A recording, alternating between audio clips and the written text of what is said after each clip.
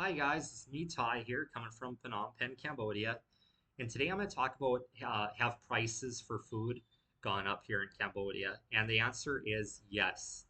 Um, like me, I left in May of earlier this year, and now here in November of 2025 when I came back, I went to my favorite place to go have rice and pork. And then you also get a side of soup and then a little bowl of vegetables with their like it's got vinegar inside there and a lot of spices and stuff like that. And usually I always pay 5,000 Cambodia real.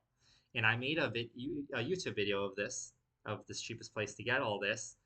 And then you could also get a fried egg on top of it for uh, 1,000 Cambodia real, so 25 cents. So I went there now and I went ahead and I looked inside of their menu book, and instead of being 5,000 Cambodia real, it is now 6,000 Cambodia real for that meal.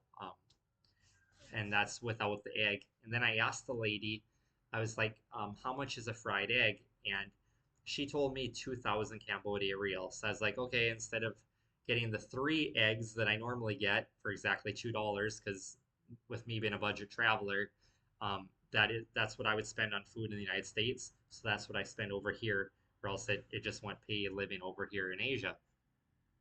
So I went ahead and she said 2,000 Cambodia real, so 50 cents. I was like, oh, okay. So I thought about it and I went to go eat at another place. And then I decided to come back for dinner. And I was like, oh, okay. I guess $2 my budget, so I'll just get one egg. So I got my meal and it was really big and it was really good. And then when I went to go pay, I gave her 10,000 Cambodia real. And she ended up giving me 3,000 and change, so 7,000 total. So she must have been confused. So they still only charge 1,000 Cambodia real for the fried egg, but the rice has gone up 25 cents. So that's where it was there. And I said to go ask around about like the bananas that they have around here. You can go to Lucky Express and they got the big long bananas like you're used to in the United States. And you can get all of them for under $2 too. But like none of the locals, they always go to get these little short little bananas because they're way cheaper. You used to be able to pick them up for 3,000 Cambodia real. Well, earlier this year when I was over here, I paid, or they wanted like 4,000 or something like that, maybe a little bit more. And then I came back again here, and some of them wanted 4,000, and some of them wanted 7,000 Cambodia real. And it's like 7,000 is a rip off because a lot of times they don't fill you up. You're better off just getting the big lawn bananas at Lucky Express from the United States for anywhere from 4,300 Cambodia real to 5,500. Some are like 7,000. They're so I was like, no, no, no. So then I started to go to my one of the little kind of food carts around here where they sell dragon fruit. And dragon fruit, it tastes like kiwis. They're really big. And I would always get two of them for 4,000 Cambodia real, so two for $1. And I went there to my same old lady, and she charged me the exact same price. I grabbed two of them, put them there. She threw them on a scale, and she's like, $1. And I gave them to there, or gave them to her. And I was like, hey, you got a little thing of the short little bananas there. I was like, how much do you want for that? And I wasn't really hungry for that yet or whatever. And she's like, 3,000 Cambodia real. And I was like, I'll take it. So I took that from her. But yeah, mostly all the other people are kind of ripoffs, and she doesn't have very many bananas at her food carts. Or so I don't know. Probably won't be eating as many bananas, maybe, or else I'll just go to Lucky Express for them. And another thing that's gone up around here, which really sucks, is milk.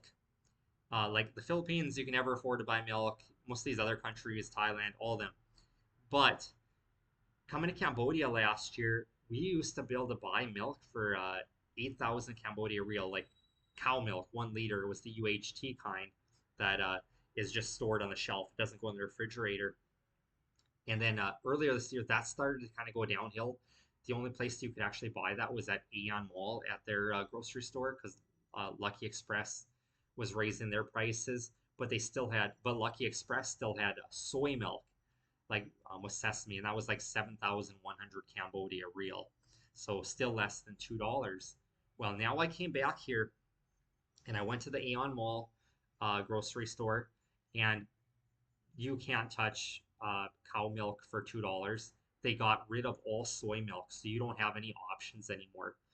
Then I went to Lucky Express, uh, one of the ones out by Riverside, and they didn't even have soy milk anymore. Um, so all they have is the cow milk, and that's well over $2. So you can't buy that either. Then I went to the Lucky Express in the Soria shopping center, and all of their cow milk is way over $2. But they did have like a few of the jugs of the soy milk for under $2, but just a few of them. I think that they're just getting rid of their inventory, and that's coming to an end. I don't know if it has to do with the Trump tariffs right now, or whatever, where these countries aren't getting soy in. But yeah, so it wasn't good there. But then today, when I was out for a walk, um, if you're out on Riverside, each of the streets that comes off of Riverside has a number on it. Like one is like street 136, another street is 118, another is 110. Well, there's a street that's called 19, and up that one, I don't know, I'd probably walk up like 3 blocks, and on the left hand side, there's a grocery store that says E Mart, just a big capital letter E. And I walked in there, and they still had cheap milk there, so I was amazed. They had two different brands of cow milk that was 1 liter for $1.80 is what the girl said for that. And then they also did have soy milk too. It wasn't much cheaper and way more nutrients than cow milk. So I bought a thing of cow milk there. So that is where I suggest anybody that wants to buy 100% cow milk, go there. So see what about other prices here. I believe that all the French fries out by Riverside for a big bag of them, I still think those are only $1, which I've had in other videos. I went to the place where I buy hamburgers with all the trimmings, lettuce, and tomatoes, and they still have all their beef hamburgers for $1 as well. So that hasn't gone up. What else around here? Um, a lot of the junk food has gone up around here. They have like these choco pies or whatever at like that E-Mart. And you used to be able to get a big box of like 12 of them for like, I thought it was less than $2, maybe right at $2. Well, they're way over that, so you can't buy that anymore. And then you used to always be able to buy a big bag of like spicy nacho potato chips here for 11,900. Well, I just bought the last bag of them. It was always Lucky Express that sold that. They got rid of all that inventory too. Just the prices of all food around here are really going up. Um, the hotels are the same prices they were before, which I've noticed about the hotels here though. They're empty, like the dormitories. Uh, I went to one when I was looking around and it was completely empty. Not a single person was in there. So I guess you'd have it all to yourself, but it just seems weird. And um, I did notice that it is rainy season coming here because they're having the water festival, the end of monsoon season. But for the last 2 days that I've been here, it has just downpoured every day. But honestly, I don't think that's the why people aren't coming in here because I talked to one of the locals and he didn't really want to say it, but I know it's made the news that the USA and Cambodia they did a joint sting operation, and like I've said in previous videos, a lot of my roommates they used to actually work at the Chinese scam call centers here, in which those are uh, they go on dating sites is what it is. That's why I always say don't join dating sites because chances are you're going to be visiting, chatting with a guy in his basement or whatever. Well, it's actually you are chatting with a guy in his um in a condo or whatever. So but they went ahead and they arrested like 400 people that were working in those scam call centers, and like people aren't even like discretionary when they say that they work at there. They're like, yep, this is just a job that we work at. And this is foreigners I'm talking about, people from Africa, India, European countries. They were all working at these, and they were getting people to invest in like crypto or whatever. So it was a crypto scam. They would just get people to invest their life savings, and then they just run away with your money is what it was. But yeah, the United States they captured like how much money on that. And I remember one of my roommates is like, yeah, we were bringing in $1 million a month off those scams. So and they also had a thing on the news too for like the Korean people. A lot of young Koreans are leaving Korea, coming to Cambodia because um, they're people are offering like ridiculously high paying jobs around here, which Cambodia is a country that doesn't pay very well.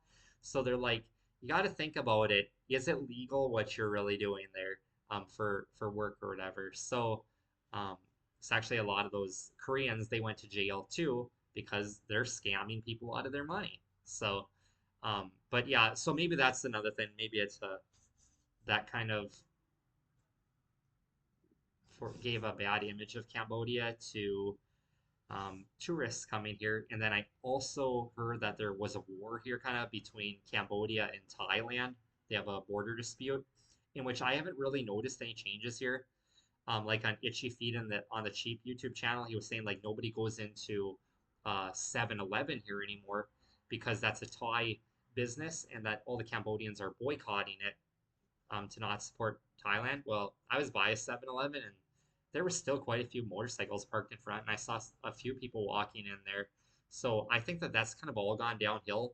And I thought that President Trump helped to secure like kind of like a peace treaty between Thailand and Cambodia. So I think things have gotten a lot better there, where everybody isn't so mad at Thailand with that border thing. So yeah, I wouldn't worry about it too much.